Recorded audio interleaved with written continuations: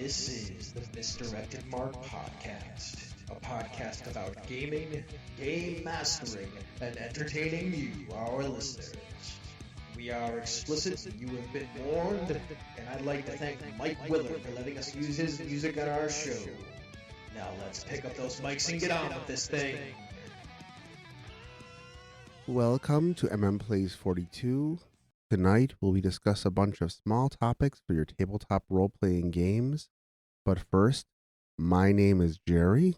I'm Chris. And I am Old Man Logan. What were we doing there? I don't. That was our NPR voice. Oh, that's this one. That's just like, and welcome to Plays 42. Tonight we discuss a bunch of small topics in your TRPGs. But first, my name is Chris. Because that's how they always do it. That super quiet, like almost whispery voice. It's so weird that NPR does that. That's quiet and smooth. Yeah, I know. I was curious. Like I get it now that you said that. Like, I understand what you're going for. That's good though. I like NPR voice. NPR voice. Okay, let's do some announcements before we get into this thing. I mentioned it last episode, but I'm going to mention it again. This idea of the polygamerous gathering. We are once again kicking around the idea of a gathering of gamers in Buffalo, New York next year. There is currently a thread in our Slack channel discussing it. If you'd like to get in on the conversation, we'd love to hear your thoughts there. If you're not in the Slack channel, you can join, and it's not very expensive. Our Patreon, it's like $4 a month or something like that. The Slack room is really the thing that you get out of it. You get some other stuff, podcasts and whatnot, but it's a fun place to talk to us. And the RPG channel is sometimes hopping if I'm in there talking about things, and we talk about things. Anyways, if you're interested in attending something like this, tell us. We're curious. It's still in the very early stages, but if there's enough interest, and so far it seems like there is, then I think it's an idea worth going forward with. And I've, put together conventions in the past and things like that, and this is not a convention. It's just a gathering of gamers. There you go. I have issues with running conventions. It gives me headaches. It makes me twitchy. It's a problem. But, you want to come out and just play some games, hang out with some cool people. We'd love to have you all out here. Next thing, the Adventure Cache. This is a new product from Encoded Designs. A bunch of other people in the network are kind of getting in on it. I know Jerry's writing one. Phil's got one. I've got two out there right now. These are system-agnostic adventures that are between 3 and 4 pages. You can use them for an evening or two of play. The ones that are out there in our Grimjaw's Cavern, which is free, and the Curse of the Pumpkin Patch, which is available for the Queen's Court patrons right now, but it's also on Drive-Thru RPG for a few bucks. So is Grimjaw's Cavern on the Slack channel. You can go pick it up. It's a great way to help us out around here at Misdirected Mark Productions. Helps us replace gear. Gives us better chances to increase the quality of what we can produce around these parts. And believe me, I would like to produce some more quality parts. I mean, we got Marvel stuff coming next year, and I'd like to be able to spend more time and maybe buy some different sound effects and things like that than what I have to put into that podcast for like the AP part. That being said, Bob, tell us about another show on Misdirected Mark Productions. That is a fabulous idea. Thanks. I should do that. I try to have fabulous ideas, but they're not all fabulous. But this one is. Super fabulous. So there's this little ditty called the Gnomecast. The Gnomecast. The Gnomecast. This is where several gnomes from Gnome Stew, which, by the way, Gnome Stew, go look it up. Game Master advice. Read it. Good times. Good stuff. Several gnomes from Gnome Stew, they get together and they talk about gaming topics, and they talk about themselves as well, and they do the whole thing to try and entertain you, the listener. It's very nice. Yes. There is an ulterior motive. Oh, yeah? If they're not entertaining, you get thrown in the stew pot. Yep. You do not want to get thrown into the stew pot. Mm-hmm. Therefore, you must be entertaining. That's true. So we got a little gladiator thing going on here. I got this number on my conical gnome hat. It's C46. Does that mean I'm clone 46? I don't know. Are the gnomes clones? I don't know. Are you a clone? As far as I know, I'm not a clone. I mean, I'm not a clone. I feel like I'm the original Bob. I feel like I'm the original Chris. Anyways, let's move on to the main segment. Clones are weird. No bumper for this one because it doesn't have a bumper topic because we're just doing a bunch of small topics. Small topics. Small topics. Misdirected Mark, Mishmash. Misdirected Mark, Mishmash. That's pretty good, actually. This does not fall into the purview of our Play series. To be honest with y'all, me and Jerry were out of town, and normally when we would come up with and write our show notes for these things, we weren't around, so we managed to get one together, but we're having a really hard time. We were having a hard time getting the second one together. We had a bunch of small ideas, though. We had a lot of discussions over breakfast. Here's the first of the small topics that we're going to talk about. And I know this one came up from Jerry. So why you should have reliable narrators in your games, and maybe why you would have an unreliable narrator in your game. So Jerry, why should we have reliable narrators in our games? Because the GM is in control of all the information that comes out. So if you're doing a game like an investigative game, and we actually talked about red herrings a couple weeks ago, We did. you've got to be careful when handing out information to give the players information that they can follow up on. If they don't trust the information that you're giving you, you're likely to have them not follow the information in a way that is beneficial to the story and the plot, or they may simply just stop asking questions altogether. And it's things like the players ask a question. The GM says something like, okay, make a persuasion check, and you succeed. GM should avoid using terms too often, like could be, seems, maybe, you think it could be a possibility, and give them some concrete information, or give them information that the players can then later on back up to see is actually true. The flip side of that is you give them information and they're like, well, we asked a question, we didn't get a concrete answer. Why are we bothering to answer this question, ask these questions anymore? Because we're being led in a wrong direction. Which is, again, why can you have unreliable narrators? If they're the villain, if they're part of the plot, or if you need the story to slow down a little bit. Or if they didn't know what they saw was true. Mm-hmm. I mean, some people just don't remember things. Like, this is storytelling in a often live setting where we're not editing it. Yep. So there's the idea that you can ask somebody something and they won't remember quite the way that they thought. So, I mean, that's a place where you can reasonably have an unreliable narrator because you're asking a person. But your game master should probably never be an unreliable narrator because the game master is the eyes and ears of the characters. I'm always of the opinion of saying, like, you see X, you know Y. If you're not sure, if I think the character would not be sure, that's when I use those words. Mm-hmm. Seems like this, that. But then I'm like, you're just not really 100% sure. But this is what you think based on what you have. That being said, there needs to be somebody in your story that the players can trust 100% to give them information. Because if everything they're getting from every NPC is misleading, then that can frustrate your party, your players, quite a bit. Yeah, that I don't know. That's pretty bad. There are some adventures that can work out that way, where it's not about everybody being misleading, but everybody not knowing the truth. And those are two different things. Because if you as a game master are playing everybody like they're misleading, then the whole town's out to get you, and that's a different kind of game. If it's just that nobody knows what's going on or knows the whole story of what's going on, that can be interesting because then you have a bunch of different facets of the kaleidoscope that becomes one image. If you're going to give out misleading information, it should at least lead the players in a direction where they can discover the proper information later on. I don't think we've defined misleading well enough. What do you mean by misleading? Incomplete or going the wrong way? Are we talking about red herring misleading? Or are we talking about just not sure 100% what you heard is true misleading? It is hard to have this discussion without knowing that. Giving the players information that is deliberately incorrect. Because when the players try to interact with somebody, if it happens too often that the information they're given is repeatedly incorrect or doesn't actually answer the question that they're asking too often, like once in a while is okay. So let me stop you because now we're getting narrower. Yeah. That's fine.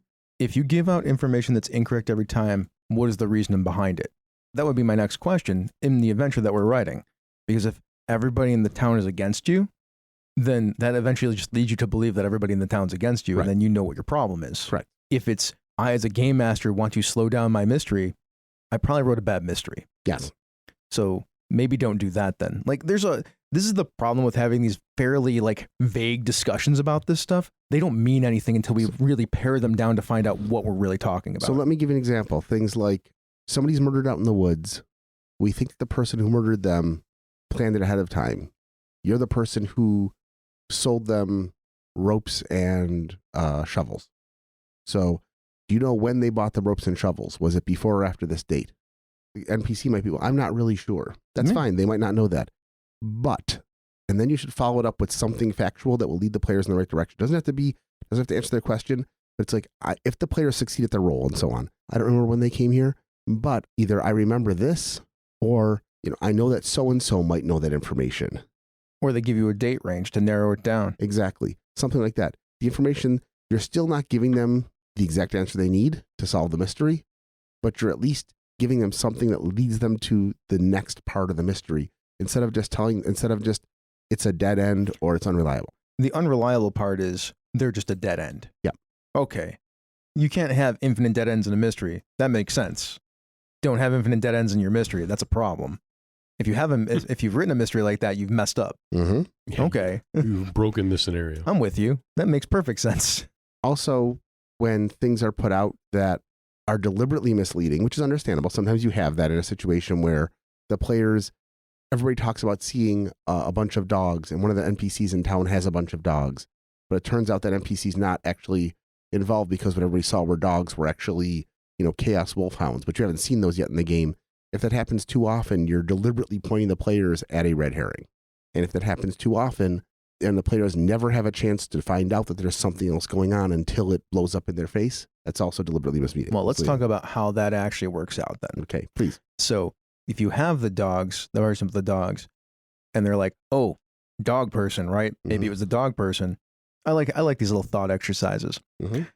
You go in and talk to the dog person. The dog person's like, I wasn't anywhere near there. And then somebody can corroborate the story that the dog person was never near there with the dogs. Then it's probably not the dogs. But then you need to have another clue. It's like, oh man, we found some prints in the woods. These don't look like dog prints. They look like wolf prints. Yep. We can now eliminate the dogs as a suspect. There's a clue that is not necessarily, it's like sort of a red herring, but it's like you need to eliminate option A so that we can move on to option B. Yes. Being able to eliminate dead ends is a good thing. And sometimes misleading stuff can help you do that. If it, like you said, like I was talking about, like as long as the misleading information eventually allows you to eliminate a dead end at some point. Yeah. We're talking about how it's important to have reliable information that you can eventually use to narrow down, because we're not writing mysteries, we're playing mysteries. Correct. It's okay if somebody lies to you, as long as you can suss out their lying and then go back to them and be like, why did you lie to me? Yes. See, that's a classic TV procedural trope, which is fun, right, Bob? Oh yeah, absolutely. It's Columbo. Yeah, that's all the parlor mysteries. Like, you're eliminating suspects by finding out the truth about these suspects. And you find the person that's lying to you, then you have to find out why they're lying to you. And it could be because not because they're involved, but because they're trying to hide some different secret, which is also perfectly reasonable. Those are how you have your unreliable/reliable narrators in your game and make them, I think, function in a meaningful way. I like that, chat. Anybody else have anything to say about this idea of unreliable, reliable narrators? It very much dovetails into our red herring discussion from a few weeks ago. Let's talk about getting a game to the table fast. You ever gotten a game to a table in less than 24 hours since you bought it? Yes. Yeah, me too. It's fun. No. No? So I did the Marvel Heroic role-playing game. I did it in less than 24 hours. We had a great time playing it, and Jerry can tell you that we had a great time playing it. I don't have to tell you. Yes. You can ask Ange sometime, too. She played. I will just say the Marvel Heroic role-playing, the Marvel, is that what it's called now? No, sorry, not Marvel Heroic. That's the Cortex version. Yeah. My apologies, everybody. The Marvel Multiverse role-playing game is the actual name of the game, but I keep screwing it up because I keep saying the other name. Marvel Multiverse role-playing game. I got it to the table in 24 hours.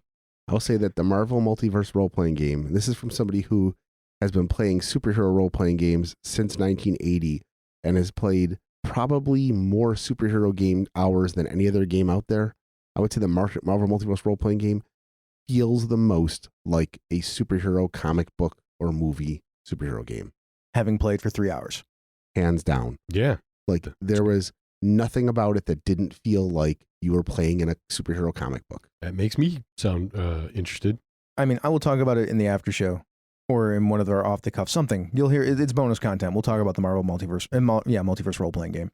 But for this, how did I get at the table so fast? Well, one, I played the game with Matt Forbeck. Thank you. I mean, start with that. Thank you. that makes it a little bit easier. So somebody taught me. Buried the lead on that. Somebody taught me the game, right? The guy who designed the game taught me the game.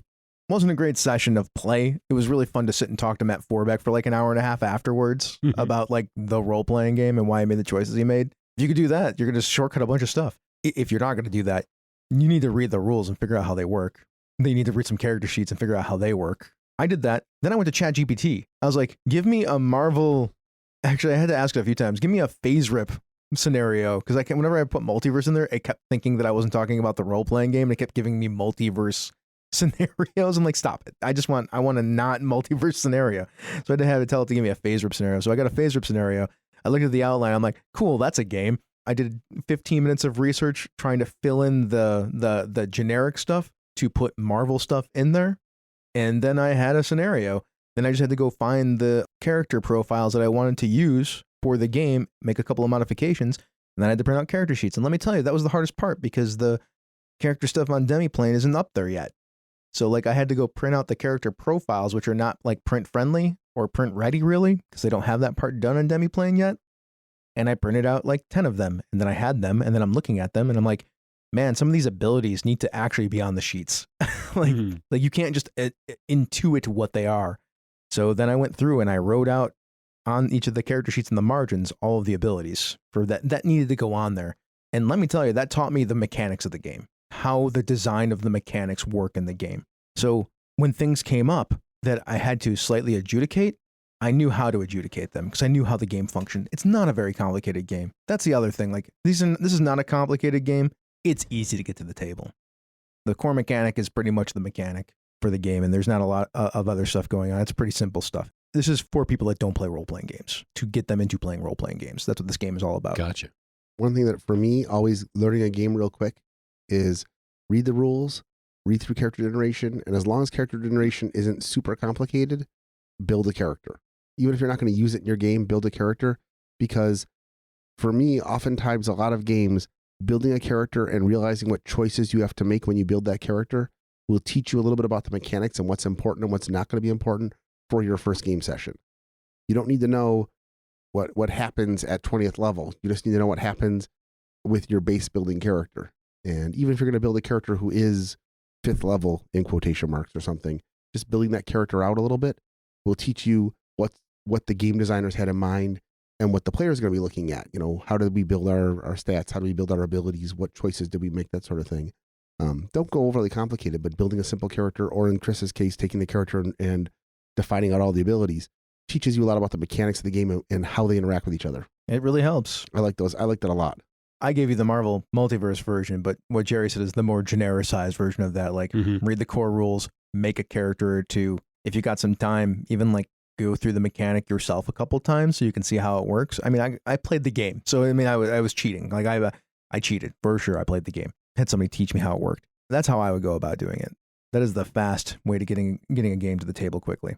The first game I had to do that with was Barbarians of Lemuria. I'd played it at a mini con, and then 2 weeks later I was at a different convention, and we suddenly had like an 8-hour gap when all of our games got canceled. So I quickly downloaded the game, read through it, took a bunch of 3x5 cards, created a half dozen characters, and then pretty much just kind of scrapped together a pulp adventure, because Barbarians of Lemuria is pretty loosely defined. And then the players that did sit down, the ones that came early, I gave them 10 minutes, and I said, we've got 10 minutes if you want to build your own character, and had them walked them through that again. And that taught me, number one, what the game was going to be, and also kind of told me what kind of characters they wanted to play, so I could quickly rewrite little chunks of my adventure and cross stuff off. Sure, makes sense. But that's how I got a game to the table fast, same way. We didn't have Chat GPT back then. Would have been a lot easier now if I would have just said, make me a pulp barbarian adventure. Would have been nice. Yeah, I'm sure there's been other times where I've like brought a game to the table like rapidly, but that was the first time I think I've done it in less than like, I think I did in like 20 hours. I would say that when you're reading through the game and you're looking at the core mechanics and everything like that, take a look at what the complexity is. If you've got a game that, for example, say has multiple subsystems, and you want to get this game to the table quickly, do not try to engage every subsystem right away. Yes. Leave them behind temporarily. If it's like, oh, we have this core mechanic for investigating stuff, and then we have like this little subsystem for chases, and we have this other little subsystem for this, and whatever. Do the investigating stuff. Do your character creation and your character interactions, get the table talking to each other, those kind of things. Focus on one thing, get it going, and then you can start folding in the new stuff as you go once you've actually got it started. Yeah, maybe not in that first session. Yeah. You can run a cyberpunk game without netrunners. Yes. You can run a sci-fi game with where there's only one psionic power and keep everything out. Yeah. Run Star Wars without Jedis.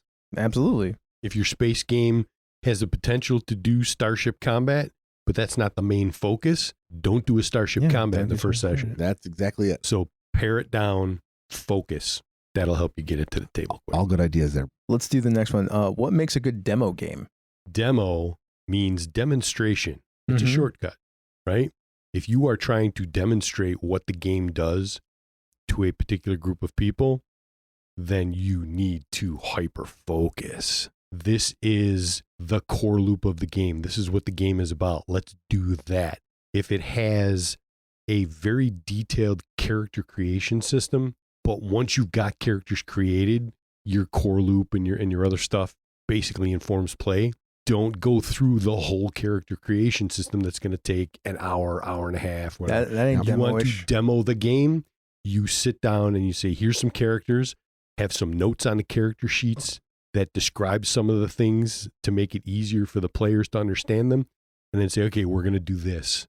Which I would say anything that isn't obvious should be fully defined on that character sheet. Mm-hmm. Like if you've got a special ability, even if it's something that every other character has, it should be defined on the character sheet somewhere.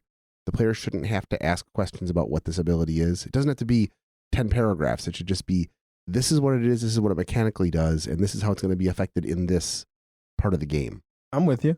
I played a 1-hour demo game. The GM gave us a minute or less of setting and then just dropped us into, you're basically standing outside of a room that's got treasure in it. What are you going to do? Yeah. And then the encounter, because the GM had pre-generated characters, the GM quickly looked at which characters we had, crossed off the stuff that had nothing to do with them in his little story or his little encounter, and then made sure that when setting up that encounter and taking the first turn of the encounter, it was set up in such a way that each of the players was going to get a chance to do the thing that their character should know how to do in that encounter. The wizard got a chance to cast a spell, the rogue got a chance to evade, the fighters got a chance to be tough, and so on. And so in that little hour, the idea was engage the core mechanic, show the players what is different about each character and how to use their 1 or 2 special abilities, and set up your encounter in such a way that even without telling the players you should do this, it becomes obvious, oh, this is a place I can do this. That takes a little bit of GMing skill, but you set up the bad guy so that his back is facing the rogue or something like that. So the rogue's like, oh, I can backstab here or whatever. That is something I think that helps a demo work and helps you get a chance for everybody to do everything in a very short amount of time. What makes a good demo game? A good demo game for me is a game that shows off all the primary features of the game itself. I played Morkborg. It was Pirate Borg. It was 3 hours long. It showed me all of the things of the game that were interesting.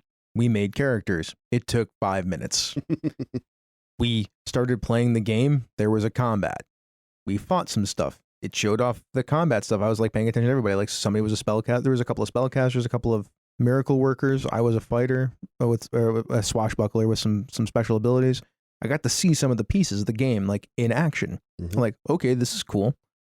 After that, there was like a crash.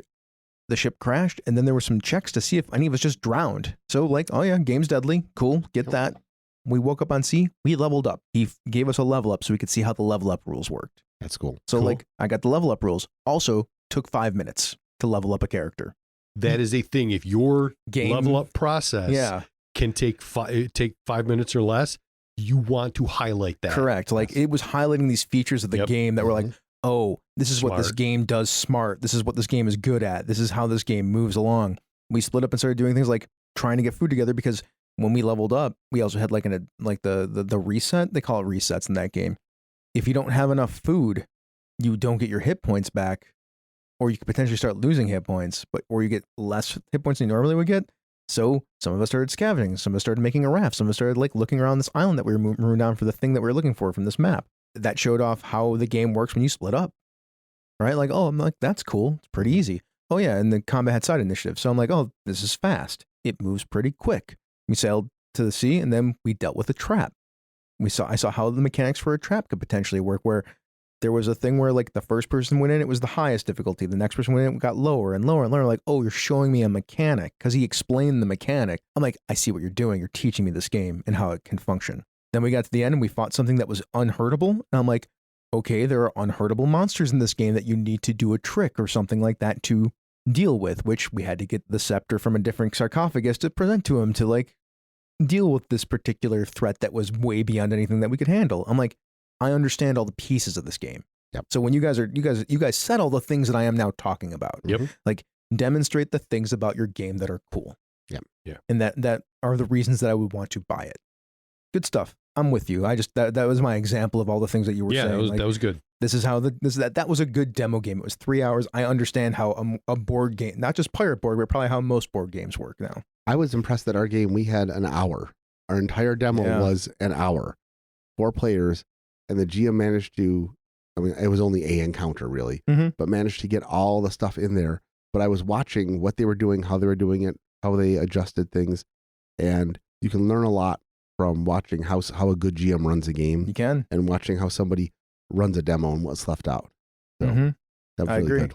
Last of our small topics, setting design. What do you actually need to get started and how to grab onto that as a player? And this could be for campaign or one shot or whatever. To me, what I need for setting design to get started is I need the genre so I know what we're doing. I need what I'm doing in the campaign or the one shot or whatever it is. Like, what are we actually doing? Like, is it a dungeon crawl? Is it a whatever it is? Is it an investigation? I need to know what's important to the characters, but whether it's the framework for the characters that they're inside of, like if they're part of an adventuring company or whatever, or the characters themselves. And then I need to know what's important to that scenario, especially the first one if it's a campaign. Like, what are we doing? I don't need to draw out the whole continent if we're in a city and in one dungeon inside the city. Like, all I need is a couple of places in the city, some NPCs in the dungeon. That's me. What about you guys? Do you need more than what I said? Do you need less than what I said? It feels like a solid list. That seems like the right list. Yeah, have some ideas as a GM where you're going to go with it after that. Yeah. Have, I'm have with you. some goal in mind in case the players ask questions that are larger reaching than just the initial scenario. Yeah, But that's the what are you doing in the campaign, right? Like expanded. Yeah, but I think that other than that, I think you've got that pretty much nailed. I mean, that's pretty much what you need to set up a campaign. Yeah, if we were doing a longer setting or a longer discussion about this, I would start defining all these things like, well, genre has a bunch of tropes that are associated with it, right? So that'll tell me. Yeah, go ahead. Give me something interesting about this setting. Doesn't have to be super detailed, but give me something that's interesting that as a player, I want to know what's interesting about this setting. As a GM, Yeah. what do I find interesting about this setting? What makes the realms different than Dragonlance, different than Greyhawk, different than from Mystara? That is missing from my list. That's a good one. And make it simple. It shouldn't be, I'm going to tell you the 20-page history of Dragonlance. And if you have that one interesting fact, it's give them the fact. They don't need to know the whole backstory behind it. They don't need to know its origin. They can discover that later, especially if it piques their interest. Like, oh, that's really cool. Oh, man, Children of the Shroud. Everybody's got a magic weapon. Yeah. These are like anybody who's magical essentially has a magic weapon that does something. Yeah. Dragonlance. There are no dragons. There are no gods. And the world is a mess right now. Yeah, except it's called Dragonlance. So sure as shit, there's going to be some dragons at some point. And hopefully a lance. Yeah, hopefully a lance. And maybe a paladin on the other one. Anyway. That Sturm and a Hi, stick. my name is Lance. That doesn't count. We now need a T-shirt where there is a lance with a paladin on the end of it. Now- We can't say Sturm and a stick, but we all know what it means. Now if you're going to be called Lance, then we're going to tie a rope around your leg and pull you behind the cart. I know you're referencing something, but I'm not sure what you're referencing. Because we're Dragon Lance. Dragon. Oh, Lance. Oh, God. I'm hurting right now. Wow. Thank you. Oh, Jerry, you just killed everybody. Thank We're you. just all destroyed. 50 points of pun damage. Oh, what I am Evil Jerry. else is interesting? We got a lot for Children's Shroud. Film needs a lot to write adventures. Like, he needs his own background setting to write adventures. I'm not that way. I don't need the whole thing. Like, I just need stuff to start with, and I'll just build around that. There's so many different ways to do it, right? Like, Yeah. I'm not sure what your methodology is, Jerry. Like, I also like to table source a little bit. Sure. Ask questions to players, especially if you've got a little time before we're going to get to table, like session 0 stuff, or even before session 0. If you can ask the players each, one or two simple questions that will help give you some idea of what they're going to want to focus on in the first adventure or the first campaign. Okay, you're in a world where everybody can fly for some reason. yeah. What did your family do for a living, and how is flying making that important to them? Yeah, or that, something like that. Sure, like it, Or why are you adventuring? Whatever it is, I'm just grabbing at straws on this one. that's Yeah. fine. I did that for the Eladara game in a number of different places. With Bob's character, it wasn't right at the beginning, but to get started for Alvar, the Alvar arc, I needed Bob to tell me about his culture. Yeah. Because I didn't want to do it myself. I could have dictated all that stuff, but it was way more interesting that he was the character there, and if he told me about it, then he would know. So we built it together. So I actually needed to do some stuff and get some things down about who these Alvaran people were before we started playing in that area, which is like, they're not infused with fire elementals anymore, because the Tieflings in that world were infused with fire elementals, because the whole world's all about elements. And it didn't make sense that they'd be infused with demons, right? Or made deals with demons or devils or what devils in standard stock D&D. So there's that. We should have gotten into it about the Elvish people. We talked a little bit about the Crosswater Adventuring Company. There's some stories about that. We don't remember because it was a year ago. All that stuff matters. For the Children of the Shroud game, Phil came up with a bunch of material and stuff, but we got together in our pre-session 0 or whatever, and we talked about what we wanted to have in that setting. Mhm. Like we answered a bunch of questions, and then even after that, I was like, man, there's not a space in here for magical humans, which was messing with my character concept. So I'm like, Phil, man, what about the magical humans? Like, what role do they play? Whereas they're higher level people, and that's what I'm going to be. So hook me up here. Let's figure this out. Depending on what you need to get started, because some people need more, some people need less. Like, those are important things, especially if you have character concepts that you've already talked about, and then you see the background material and you're like, that doesn't fit. I thought we had a discussion. Like, then you just fix it, right? And just fix things. I think that's all. I love asking questions. I like sourcing the table. I like working with players on that stuff, especially when it's about their characters. I'm a big fan of that as well as a player. And if I ever run anything down the road, which I keep telling myself in the back of my brain, one day I will. But that is a thing that I will definitely do. Slight tangent. I keep having these ideas roll through my head for certain things that I'd like to do in a campaign. There was a point where I was like, I would really like to have dwarves. And I said, they're not just another species that like, oh, everybody likes, hanging out with dwarves. Like I said, the dwarves are the evil ones in this campaign. And I want somebody else that's normally used as a bad guy. I want them to be good guys. Sure. So I took giants in my brain and I said, okay, the giants are good guys. The dwarves are bad guys. They still don't like each other. Yeah, makes sense. And away we go.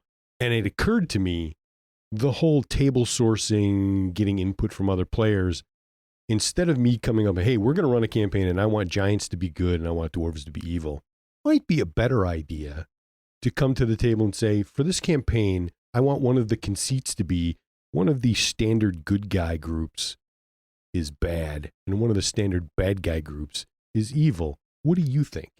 Yeah, you could totally do that. I think that's fine. Because again, anytime you give the players input, you get more investment. And sometimes I think so. They will surprise you with something it's true that turns out way better than the idea that you originally had. I think that's a great idea. If you did say dwarves and giants, the first thing I'm doing, like, sorry, can I play a giant? Can I play, Hell yeah. Can I play a giant? Hell yeah. I had that sort of backfire on me when I was running my Fusion Fantasy game, is that one of the major races in the world were Lamias. All of the Lamias the players encountered as NPCs in the game were all pretty organized, pretty friendly, pretty supportive of the team's things, often acting as patrons. And then one of my players decided they wanted to run a little side adventure for us in the game. So they're going to GM the game. So they're like, I've got this little scenario. It's just going to be like a little one shot. One of their players is like, well, I want to play a Lamia and so on. And I'm like, I've got a problem in this because what none of the players knew, the Lamias were all the big bads in the game. Yes. And that everything they'd been doing it was all a front. Was all a front. That's funny. And now I've got to tell the other player, I'm like, okay, there's some stuff you need to know here. Yeah. You don't have to. You didn't. The funny thing is, you didn't have to tell them. You could have just retconned it in your mind, like, oh, they're just being friendly because they're good guys. Well, one of the players wanted to play a Lamia, and I'm like, that's what I mean. Yeah. Just let him play the Lamia and be like, if you never tell them, then they think he's just a good guy because he's just pretending. Yep. We actually did. I think I've talked about this. We actually did an entirely table sourced game where we did. We table sourced all that. You told me about it. That's a little much for me. And that was was an experiment. And part of the thing was trying to figure out, just like Bob said, like, this species is in the game. What do we want to actually do about it? Goblins are the most prevalent species, and they're the most civilized. That came out of our random dice rolls. What does that mean? What does goblin culture look like? We had a long talk about that.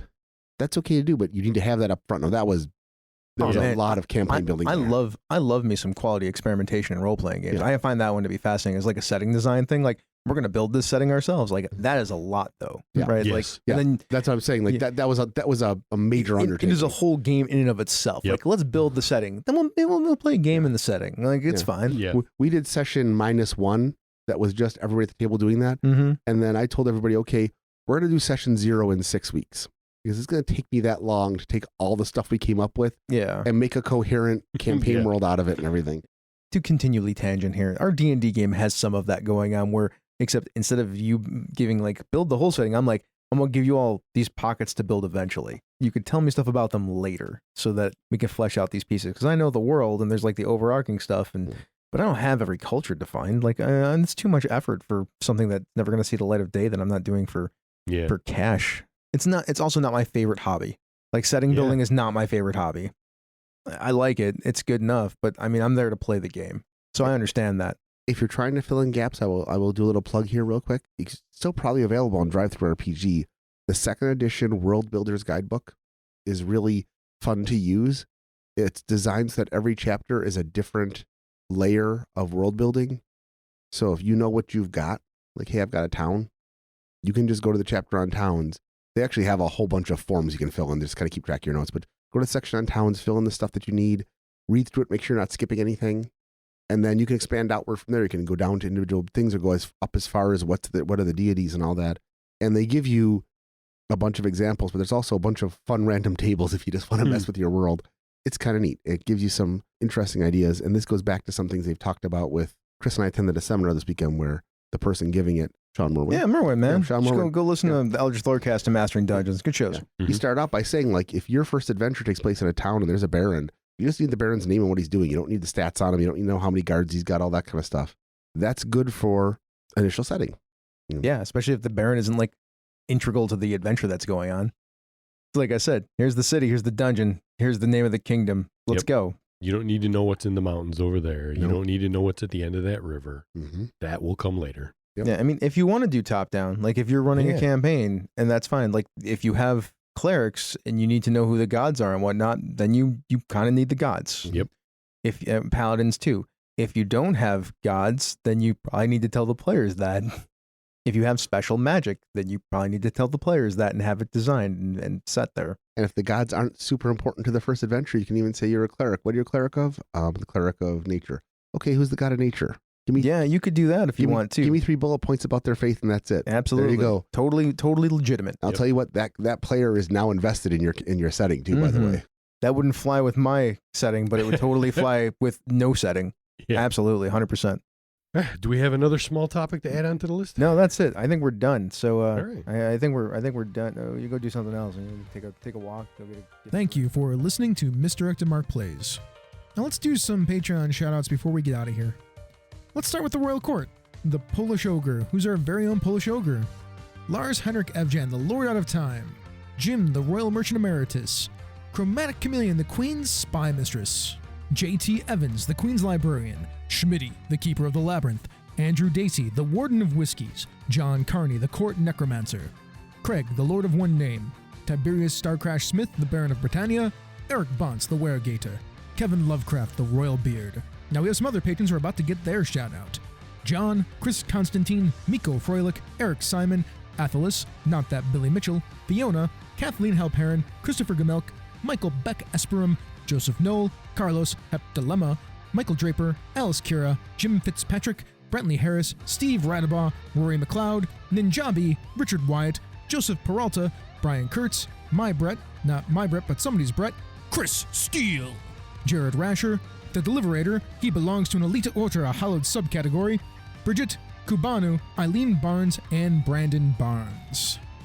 Thank you so much for being our patrons. If you'd like more content like this, you can check it out at misdirectedmark.com. If you are interested in supporting this show and other shows on Misdirected Mark Productions, you can go to our Patreon page at patreon.com/mmp. You can get a whole bunch of stuff there, including extra bonus podcast episodes, material concerning this game, The Children of the Shroud.